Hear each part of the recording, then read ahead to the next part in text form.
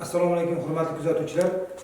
Bugungi darsimizda aniq fanlarni o'qitishda gamifikatsiya elementlaridan foydalanish bo'ladi. Bu gamifikatsiya elementlaridan foydalanish asosan amaliy tatbiq etiladi. O'shaning uchun bizga kerak bo'ladigan internet kerak bo'ladi va o'quvchilarni interaktivligini oshirishda yagona internet, ya'ni o'sha onlayn platformalardan foydalanishimiz kerak bo'ladi. Demak, gamifikatsiya o'zi nima? Mana shu haqida ikki og'iz fikr bildirib o'tamiz.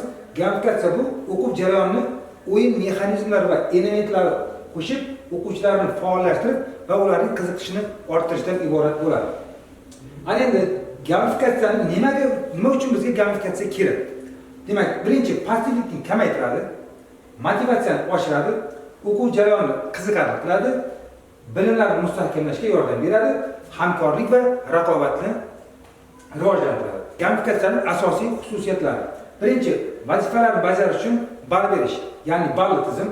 Ikkinchisi, daraja, o'quvchilarni bosqichma-bosqich yuqoriga ko'tariladi, ya'ni bilim olish jarayonini bosqichma-bosqich mustahkamlab boradi.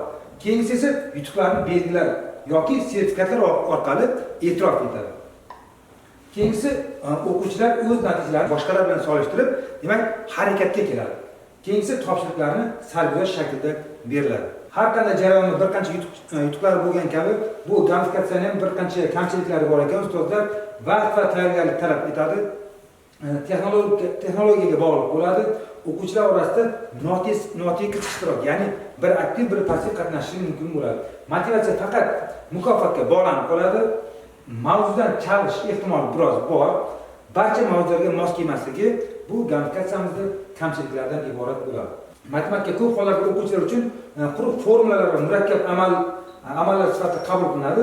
Gamifikatsiya esa uni o'yin va mantiqiy muammolarga yechish jarayonida demak qiziqarli jarayonga aylantiradi. Gamifikatsiyada o'qituvchilarga bir nechta maslahatlar bor.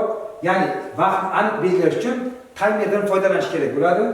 Har bosqichda qiziqarli grafiklar yoki slaydlardan foydalanish o'yinni yanada rivojlantiradi.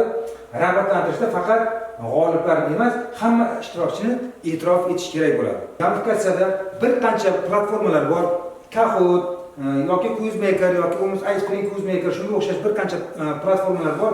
Hozir bizga qulaylik bo'lishi uchun, o'qituvchilar uchun qulaylik bo'lishi uchun wineround.com platformasidan foydalanamiz.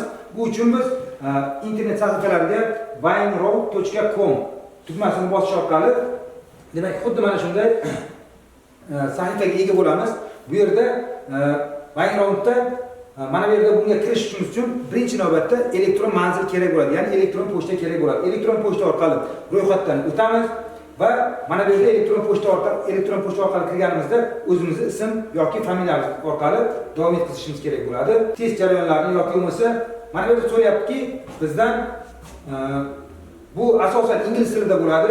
Uni o'zimizga o'girishimiz uchun demak translyatsiyadan foydalanishimiz kerak bo'ladi. Bu yerda aytyapti, umumta'lim maktablar uchun, biznes uchun, shaxsiy foydalanish uchun. Biz umumta'lim maktab bo'lganimiz uchun umumta'lim maktab tugmasini bosamiz. Ana bu yerda talabamisiz, o'qituvchimisiz yoki administrator. Biz bu yerda administrator tugmasidan foydalansak, biz uni nazorat qilish uchun ham foydali bo'ladi. Demak, o'qituvchi, bo'lim boshlig'i, tuman koordinatori, maktab ma'muri, biz o'qituvchi tugmasini bosamiz. O'qituvchi tugmasini bosganimizda bu yerda bizga umumiy holatda oyna ochiladi. Ana endi mana bu yerdan so'rayapti. Bir qancha fanlar bor. Matematika, ingliz tili yoki bo'lmasa tabiiy fanlar, fizika, ximiya. Biz matematika bo'lganligi uchun matematika tugmasini bosamiz va bu yerda qaysi sinflarga asosan, misol uchun men mana 7-sinfni tanlayman va davom ettirish tugmasini bosaman. Bosganimda siz winerounddan oldin foydalanganmisiz? Albatta foydalanganman. Ko'p marta foydalanganman deyman va boshlash tugmasini bosganimda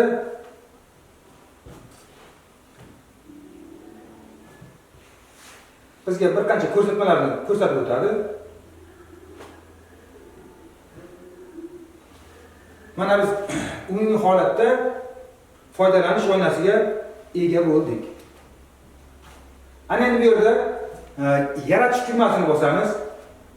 yaratish tugmasini bosganimizda bu yerda bizga bir qancha imkoniyatlarimiz bor. Reyting, ya'ni o'quvchilarni baholashda yoki bo'lmasa o'quvchilarning qiziqishini orttirishda bir-biri bilan demak raqobatga ham sog'lom raqobatni olib keladi. Taqdimot qilishimiz mumkin yoki video yoki ko'chirma yoki kartalar. Bizga hozir reyting tugmasini bosamiz.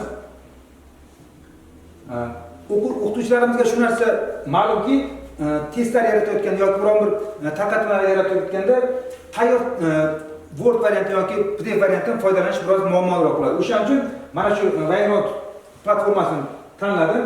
Bu yerda to'g'ridan-to'g'ri fayl yuklash orqali testlarni, viktorinalarni yaratishingiz mumkin bo'ladi. Hozir matematika testlarini tanladim. Mana bu yerda menga hozir tanlagan faylimni test shakliga aylantirib beradi.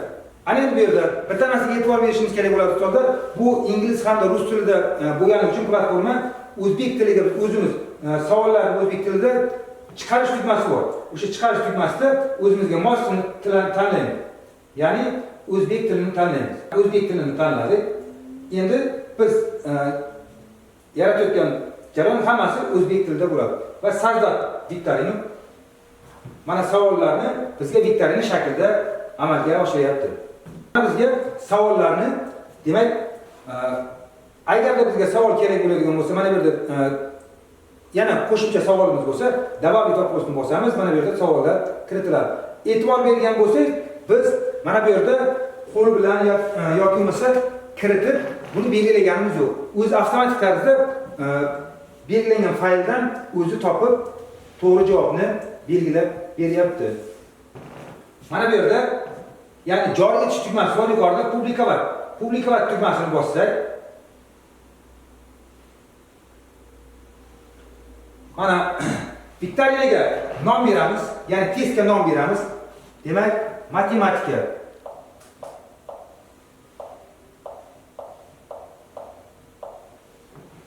Matematika nom berdik. Matematika nom berdik. Tilni qaysi tilni tanlayapti? Bu yerda cheklov qo'yadigan bo'lsangiz, cheklovda siz xohlagan foydalanuvchilar foydalana oladi. Ana endi nashr qilish tugmasini bosamiz. Nashr qilish tugmasini bosganimizda bu yerda o'sha biz yaratayotgan testni, ya'ni viktorinani bu qayta ishlayapti va bizga mana bu yerda QR kodli jarayonni keltirib, ya'ni ID raqamli jarayonni keltirib chiqarib beradi. Mana testlarimiz boshlandi. O'ynang tugmasini bosasiz. Tez boshlashni bosamiz. Havoladan nusxali yoki bo'lmasa, mana bu yerda havoladan nusxali yoki bo'lmasa mana buni bosib tursak, o'quvchilar yoki foydalanuvchilar mana bu QR kodni bosish orqali, demak, bu jarayonga kiradilar. Mana bu yerda nashr tugmasini bosganimizda, demak, qatnashchilar,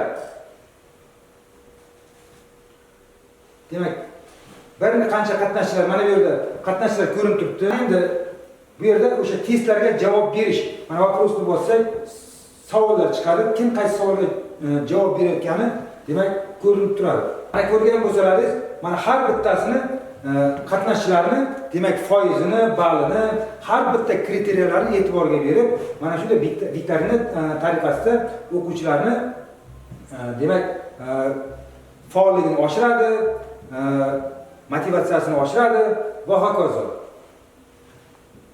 Va bu yerda qaysi savolga kim to'g'ri javob beryapti, qaysi savolga kim noto'g'ri javob beryapti, bo'shliqlarni ham aniqlashimiz mumkin bo'ladi.